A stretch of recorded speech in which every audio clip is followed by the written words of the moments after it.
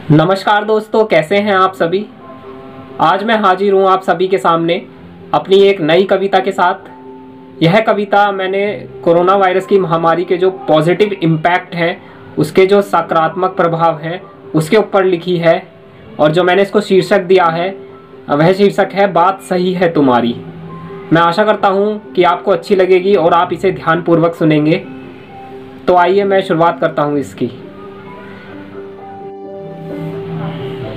बात सही है तुम्हारी, बात सही है तुम्हारी कि हमारी अपना कहर बरसा रही है, लेकिन जिंदगी जीने का एक सबक भी सिखा रही है। बात सही है तुम्हारी कि हमारी अपना कहर बरसा रही है, लेकिन जिंदगी जीने का एक सबक भी सिखा रही है। हवा शुद्ध, आसमान साफ, हवा शुद्ध, आसमान साफ और नदियां स्वच्छ होती जा रही है। प्रदूषण से मुक्त ये प्रकृति अब चैन से सांस ले पा रही है। प्रदूषण से मुक्त ये प्रकृति अब चैन की सांस ले पा रही है। हाँ, ये हमारी अपना कहर बरसा रही है, लेकिन जिंदगी जीने का एक सबक भी सिखा रही है।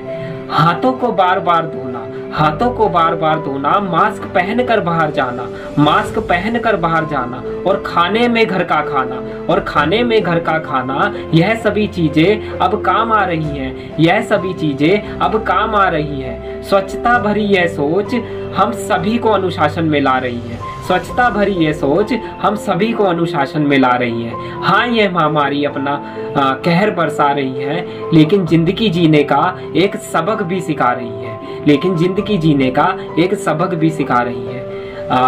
अब ये लाइनें कुछ उन सभी के लिए हैं जो सोचते हैं कि घर में रहकर जिंदगी बोर सी हो रही है, तो उनके लिए एक मोटिवेशन लाइनें हैं ये कुछ जो मैंने लिखी हैं, सुनिएगा।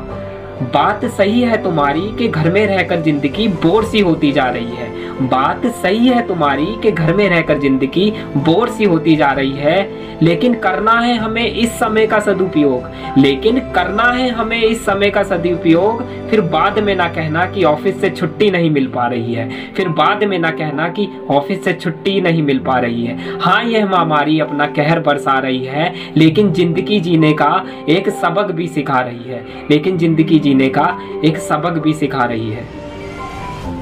अब ये जो कुछ लाइनें हैं, ये हमारी माताएं बहनें के लिए हैं जो घर में रहकर हमें अपने व्यंजनों से खुश, मतलब व्यंजनें बनाती हैं और उन व्यंजनों को खाने से हमें खुशी मिलती है। तो उनके लिए, अपनी माताएं बहनों के लिए मैंने ये कुछ लाइनें लिखी हैं। घर में रहकर कुछ चीजें हमें अपने परिवार के और पास ला रही हैं। घर में रहकर कुछ चीजें हमें अपने परिवार के और पास ला रही हैं। माँ के हाथों से व्यंजनों का बनना, माँ के हाथों से व्यंजनों का बनना, और बहन से घर में ही फास्ट फूड बनवाना, और बहन से घर में ही फास्ट फूड बनवाना, यह सभी चीजें बाहर के जंक फूड, यह सभी चीजें बाहर के जंक फूड और फिजूल खर्ची से छुटकारा दिलवा रही हैं। यह सभी चीजें बाहर के जंक फूड और फिजूल खर्ची से छुटकारा दिलवा रही हैं। हाँ, यह महामारी अपना कहर बरसा रही है, लेकिन जिंदगी जीने का एक सबक भी सिखा रही है।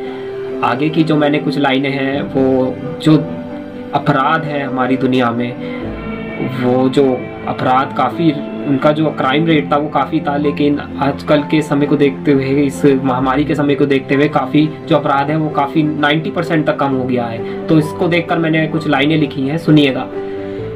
कुछ अपराधों से परेशान है ये दुनिया, कुछ अपराधों से परेशान है ये दुनिया, चोरी, सांप्रदायिक दंगे और बलात्कारियों से परेशान है ये दुनिया।